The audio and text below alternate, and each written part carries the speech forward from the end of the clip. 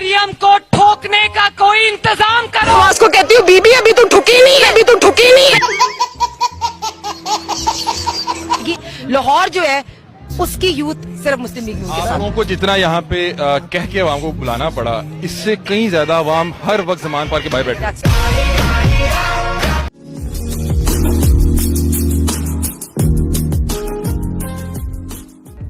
Hello जी, अस्सलाम वालेकुम। मेरा नाम अंजुम अली है और आप देख रहे हैं महरूर रिएक्ट टीवी। तो दोस्तों, आज की वीडियो बहुत ही प्यारी होने वाली है, आपको हंसाने वाली है। अगर आपको हंसी ना आई उसकी गारंटी हम लेते हैं। ये है फनी पॉलिटिशियन यानी फनी सियासतदान जो हमारे पाकिस्तान के अंदर पाए जाते हैं, जिनको ये नहीं पता होता कि हमने कैमरे के आगे क्या बोलना है, क्या कहना है। जो मुंह में आता है वो बोल देते हैं, जिसकी वजह से इन लोगों की इंसल्ट हो जाती है। आई होप कि वीडियो आपको पसंद है। अगर आप हमारे चैनल पे नए हैं तो दोस्तों हमारे चैनल को सब्सक्राइब कर दें, साथ एक बेल आ रही होगी उसको लाजमी दबा दें। तो दोस्तों चलो चलते हैं हम वीडियो की तरफ। जिसकी तनख्वाह 40,000 रुपए से कम है, आज उसको हुकूमत पाकिस्तान 2,000 रुपया दे रही है। हुकूमत पाकिस्तान अपना 2,000 रुपया उसको दे रही है। दोस्तों 1947 से लेकर आज तक कोई भी ऐसी हुकूमत नहीं आई जिसने अवाम को रिलीफ दिया हो। जो भी आता है तब्दीली का नारा लगाता है, खजाना खाली करके बैरून मुल्क भाग जाता है। अब इससे बड़ी तब्दीली और क्या होगी कि 1947 से 18 पार्टियां सियासत कर रही थी। 2023 में अब इनकी तादाद सिर्फ 2 रह गई है, एक पीटीआई और दूसरी जनरल मौलाना मुस्लिम लीग भुट्टो। एक तरफ बेटी है जो ठुकने का इंतजार कर रही है, मरियम को ठोकने का कोई इंतजाम करो, और दूसरी तरफ बाबूजी सऊदी अरब में गहरी सोचों में गुम है कि अगर मैंने शैतान को वट्टा मार दिया तो कहीं रिस्पॉन्ड करते हुए शैतान मेरा थुन्ना ही ना सेक दे। तो चलिए आज के इस एपिसोड में हम आपके लिए पाकिस्तानी सियासतदानों की कुछ ऐसी फनी वीडियोस और बोंगियां लाए हैं जिन्हें देखकर आप अपनी हंसी को रोक नहीं पाएंगे। नवाज को कहती हूँ बीबी अभी तू ठुकी नहीं है, अभी तू ठुकी नहीं है। फजल रहमान कहते हैं जी ये पीटीआई की तितली है, उनके लिए हम जमीन गर्म कर देंगे, इनको अब हम आवाम छठी का दूध जा। ये वीडियो काफी इंटरेस्टिंग होने वाली है, इसलिए इस वीडियो को एंड तक जरूर देखिएगा। दोस्तों, शहबाज हुकूमत ने आवाम को आटा मुहैया करके न सिर्फ जलील ख्वार किया बल्कि कुछ लोग अपनी जान से भी हाथ धो बैठे। इसी बात का गुस्सा निकालते हुए ये चाचा शहबाज शरीफ को 100 तोपों की सलामी दे रहा है और खूब इसकी माँ बहन एक कर रहा है।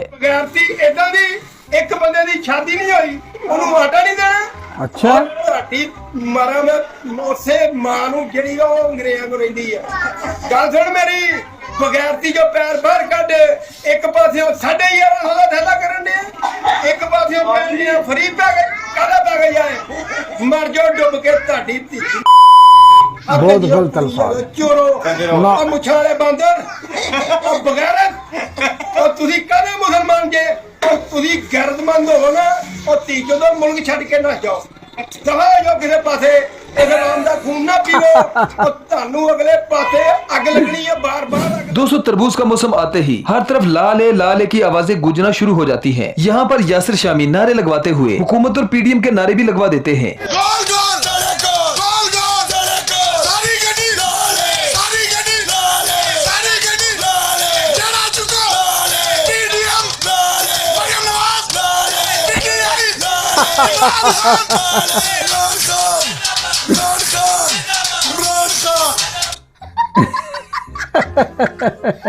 अब ज़मान पार्क में इफ्तारी के वक्त हर रोज नवाज शरीफ को फितराने के लिए याद किया जाता है, क्योंकि इन लोगों की लंदन तो क्या पाकिस्तान में भी कोई प्रॉपर्टी नहीं है। ये बेचारे तो सिंध में कांटों वाली सड़क पर किसियां करके भीख मांग रहे हैं। अगर फितराना देना हो तो बाहर शहबाज शरीफ खड़ा हुआ है या नवाज शरीफ खड़े हुए हैं, उनको दे देना।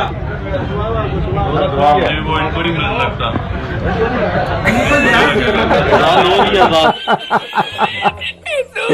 यार लीडर तो ऐसा। हुकूमत और पीडीएम हर जगह पर मात खाने के बाद शर्म से हल्का तस्लीम कर रहे हैं कि हान ने पीडीएम के साथ साथ सिस्टम को भी हरा दिया। चलो ये भी गनीमत है, इन्हें समझ तो आई।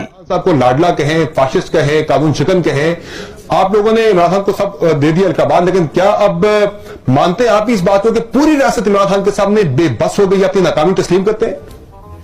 जी बिलाशुबा कानून बेबस है और इमरान खान जीत गया। मैंने तो परसों ये बात की, इमरान खान जीत गया, मैंने तो परसों ये बात कही थी। देखा आपने लापरवाही का नतीजा है। अब इस अगली वीडियो में नून लीग की कनीज़े अव्वल हिना परवेज भट्ट की बेबसी देखने वाली थी। बेचारी को अब भी गलत फहमी है कि लाहौर की अवाम नून लीग के साथ है। एंकर ने 1 मिनट में ही इसकी गलत फहमी दूर कर दी। अर्बन एरियाज में भी आपको सिर्फ मुस्लिम लीग मूर्ति नजर आएगी। लाहौर जो है उसकी यूथ सिर्फ मुस्लिम लीग के साथ। लोगों को जितना यहाँ पे कह के अवाम को बुलाना पड़ा, इससे कहीं ज्यादा अवाम हर वक्त ज़मान पार के बाहर बैठे। दोस्तों आजकल मरीम नवाज का एक और झूठ पकड़ा गया है। पता नहीं ऐसा क्या राज है कि ये अपनी एक बेटी को लोगों के सामने नहीं लाना चाहती। अवाम मरीम नवाज से ये सवाल कर रही है कि 2018 में उसने सिर्फ 2 बच्चों को डिक्लेयर क्यों किया और आखिर क्या वजह थी कि 2023 में नानी को अपने 3 बच्चे जाहिर करने पड़े। यही वजह है कि कैप्टन सफदर इस बड़े गम की वजह से कतर की तरफ मुंह करके सोने को भी तैयार नहीं। आपको एक सवाल मैं आपसे करता हूँ, मरियम ने 2018 में अपने 2 बच्चे क्यों डिक्लेयर किए थे, 2023 में 3 बच्चे क्यों डिक्लेयर किए? ये लोग आज यूट्यूब के ऊपर बातें कर रहे हैं, यूट्यूब के ऊपर हम क्या बोले इसके ऊपर? हम तो बहस मैं करूं कि मरियम की तीसरी बच्ची कौन है, किसकी है, किसकी नहीं है? ये बातें मैं करूं जो यूट्यूब के ऊपर हो रही है, ये बातें मैं भी कर सकता हूँ। मुफ्ती सईद साहब हम बहुत सारी बातें कर सकते हैं, लेकिन नहीं। दोस्तों पटवारियों की तादाद दिन ब दिन कम होती जा रही है क्योंकि नून लीग में इंसान को हल्का हल्का बेगैरत सा महसूस होता है। जैसे कि इस अगली वीडियो में ये भाई साहब एक पटवारी को अच्छा सबक सिखा देते हैं। नून लीग छड़ दे, शेर आवेगा जरूर आवेगा। सर एक आखिरी गल मैं करना चाहना भाईजान, साडे मुल्क दे विच अज जेड़ा बंदा नून लीग दा सपोर्टर है ना, वो बंदा है जिन्हें खोता बिरयानी खाधी आने तो ना जिंद खोता नहीं निकलदा पिया। नून लीग दा सपोर्टर खोता खांदा है ना करो। हां जी सर, खोते खा के खोते हो गए ने। दोस्तों मजाक रात के एक शो में मेजबान ने मेहमान की दुखती रग पर हाथ रख दिया और आखिरकार पूछ ही लिया कि मियां साहब आखिर कब आएंगे। मेजबान ने जवाब दिया कि मियां साहब हम सब के बीच हैं। फिर क्या था, सब ने मिलकर इस बेचारे की बेइज्जती कर दी। मियां साहब क्यों नहीं आए जनवरी? क्यों नहीं आए सर? मियां साहब भी आ रहे हैं और आपके दरमियान भी हैं, मौजूद भी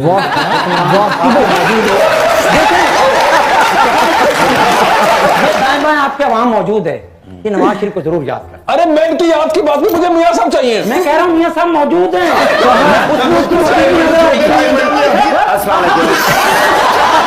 अब इस अगली वीडियो में माहिर तंजीम सादी तलाल चौधरी के काम देखें, जो एक आदमी के चोर चोर कहने पर शर्मिंदा होने के बजाय उसे गाली दे देता है। ये तंजीम सादी बहुत अच्छी करता है।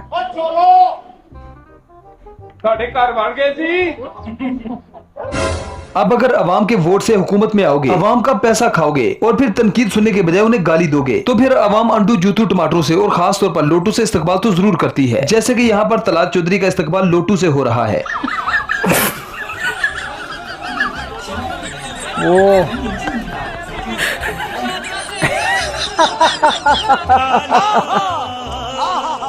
अब इस अगली वीडियो में डड्डू चार्जर का अंदाज देखें, ये किस कदर घटिया सोच की मालिक है। इस वीडियो को देखकर आप अंदाजा लगा सकते हैं।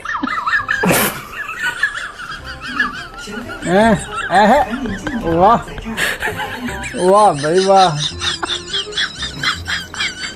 अब इस अगली वीडियो में देखें कि कैसे हिना परवेज भट्ट ने लोगों को कॉल करके एक छोटी सी जलसी का एहतमाम किया और फिर कहते हैं कि इलेक्शन अब भी हमारे हाथ में है। जो पिंडाल में थोड़े से लड़के बैठे हैं वो सारे के सारे ठड़की और चरसी हैं, जो सिर्फ हिना परवेज भट्ट को देखने आए हैं।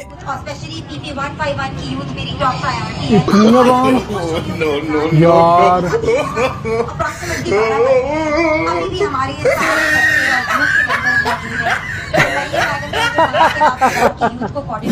अब इस पटवारी को देखकर ऐसा ही लगता है कि इस पटवारी ने कुछ ज्यादा ही खोता बिरयानी खा ली है। ऐसे लोगों की कम अकली की वजह से ही हमारा मुल्क आज इस हाल में है। बिल्कुल। हमें मत कहना मियां मेरे दिल की धड़कन है, मियां मेरे दिल की धड़कन है। दोस्तों अक्सर लोगों के जहन में आता है कि मौलाना फजल रहमान को आखिर डीजल क्यों कहा जाता है, तो जरा इन भाई साहब की जुबानी सुने कि बेनजीर भुट्टो ने मौलाना फजल रहमान का नाम डीजल कैसे रखा। डीजल नाम कैसे पड़ा और किसने रखा, ये हिस्ट्री में बताता हूँ। तो बात है 1988 की, जब बेनजीर साहिबा भारी अक्सरियत से इलेक्शन जीती तो मौलाना फजल रहमान साहब अपनी डेलीगेशन के साथ मुज़ाकरात उनके एलाइज बनने के लिए बेनजीर साहिबा के पास आए, रात को उनसे मुज़ाकरात करने के लिए। तो रात को मुज़ाकरात हुए, बेनजीर साहिबा से उन्होंने पहली बात ये की थी कि ईरान से डीजल की परमिट मुझे चाहिए और दूसरे कुछ। तो वो मुज़ाकरात जो है वो आधे में खत्म हो गए, बेनजीर साहबा की रात हो गई और ये मुज़ाकरात सुबह पर रखे गए। सुबह बेनजीर साहबा जब उठी तो खाने की टेबल पे उसने नाहिद बेगम से पूछा था, जो उनकी पर्सनल पीए थी उस वक्त, उसने पूछा कि वो मौलाना साहब आए, तो उन्होंने कहा कि कौन से मौलाना साहब। उन्होंने कहा कि मौलाना, तो उनको नाम नहीं आ रहा था लेकिन उसको ये याद था बेनजीर साहबा को कि उसने डीजल की परमिट मांगी थी, तो उसने कहा कि मौलाना डीजल। अच्छा तो दोस्तों ये थी वीडियो। इसके अंदर आपने देखा कि हमारे पाकिस्तानियों का क्या हाल हो गया। उनको ये नहीं पता कि हमने कैमरे के आगे क्या बोलना है, क्या कहना है। सबसे पहले बात करें हिना परवेज भट्ट की, ये तो ऐसा ही है जैसे वो बादशाह के दौर के अंदर ऐसे वजीर होते थे ना जो सिर्फ बादशाह की जय जयकार करते थे, जैसे हिंदुस्तान के अंदर मोदी सरकार के चमचे होते हैं, इसी तरह ये हिना परवेज भट्ट है, ये नून लीग की बहुत बड़ी चमची है। आप लोगों ने देखा कि वो जलसा है, ज़्यादा से ज़्यादा 20-30 लोग होंगे, तो कैसे उनसे खिताब कर रही हैं, बकाया सारी कुर्सियां खाली हैं। यार अब आवाम जाग चुकी है, आपको ये मानना पड़ेगा, आप लोगों को ये तस्लीम करना पड़ेगा कि हम लोगों ने जो किया है वो गलत किया है। अब आप एक ही बात से बच सकते हैं, आप लोग पूरी आवाम से माफ़ी मांगे और चुपचाप साइड पे हो जाएं। आप लोगों ने उड़ता तीर लिया, लेकिन आप लोगों को ये नहीं पता होता कि जब उड़ता तीर लेती है ना वो जख्मी करता है, वो छल्ली कर देता है। ये बात आपको नहीं पता थी, आपने चुपचाप ये कह दिया था कि हम लोग मुल्क को टेक ऑफ करवा देंगे, मुल्क को चांद पे ले जाएंगे। लेकिन आप लोगों को ये नहीं पता था कि एक बंदा जब घर चला रहा होता है ना, जब उस घर के अंदर डाकू वगैरह आ जाएं तो वो घर लुट जाता है। इसी तरह हमारे पाकिस्तान के साथ हुआ है। एक बंदा चला रहा था, चुपचाप 1.5 साल रह गया तो उसकी हुकूमत चलने देते। इनको पता था कि अगर ये बंदा रह गया तो हम तो लोग जेलों के अंदर जाएंगे। पाकिस्तानियों, आप लोगों को शायद पता होगा जिस दिन हमारे प्यारे मासूम वजीर आजम ने हलफ उठाया था ना, उस दिन उसको सजा होनी थी। इसी वजह से उस बंदे ने जल्दी जल्दी हलफ उठा के वजीर आजम की कुर्सी पे बैठ गया और पूरी दुनिया के अंदर पैगाम गया चला कि पाकिस्तान के अंदर चोरों की हुकूमत आ गई है। इस वजह से मेरे पाकिस्तानियों मुल्क के हालात इधर पहुंच गए हैं। मुझे यार एक बात समझ नहीं आती, वो कौन सा डॉक्टर है जो सऊदीया के लिए इजाजत दे देता है लेकिन पाकिस्तान के लिए इजाजत नहीं देता? क्योंकि अगर पाकिस्तान की तरफ आपका मुंह चला गया तो आपकी क्लच प्लेटें भी जवाब दे देंगी। मेरी तो ये सोच से बलातर है कि एक बंदा सऊदीया आ गया, पाकिस्तान आने के लिए उसको मौत पड़ जाती है, वो पाकिस्तान आए ना आके मुकाबला करे। लेकिन लीडर ऐसे नहीं होते, लीडर होता है जो अवाम के अंदर बैठ के अवाम को गाइड करे। गीदड़ी होते हैं जो भाग जाते हैं। मरियम औरंगजेब ये भी नून लीग की बहुत बड़ी चमची है।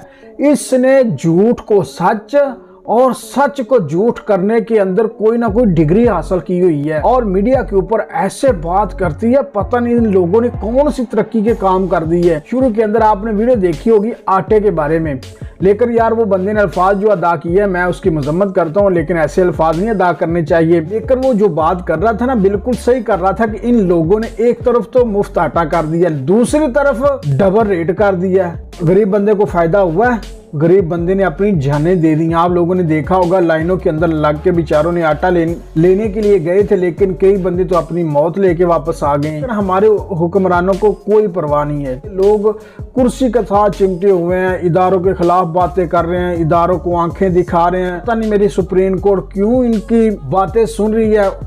वो चुपचाप इनके ऊपर तौहीन अदालत लगाए और 3-4 बंदे हैं उनको जेलों के अंदर डाले। सब हमारी सुप्रीम कोर्ट के ऊपर बात आ गई है। तो दोस्तों हम आपके लिए इसी तरह की मालूमात वीडियो लाते रहेंगे, आप लोगों को इनके हालात बताते रहेंगे। अगर आप हमारे चैनल पे नए हैं तो दोस्तों हमारे चैनल को सब्सक्राइब कर दें, साथ एक बेल आ रही होगी उसको लाजमी दबा दें।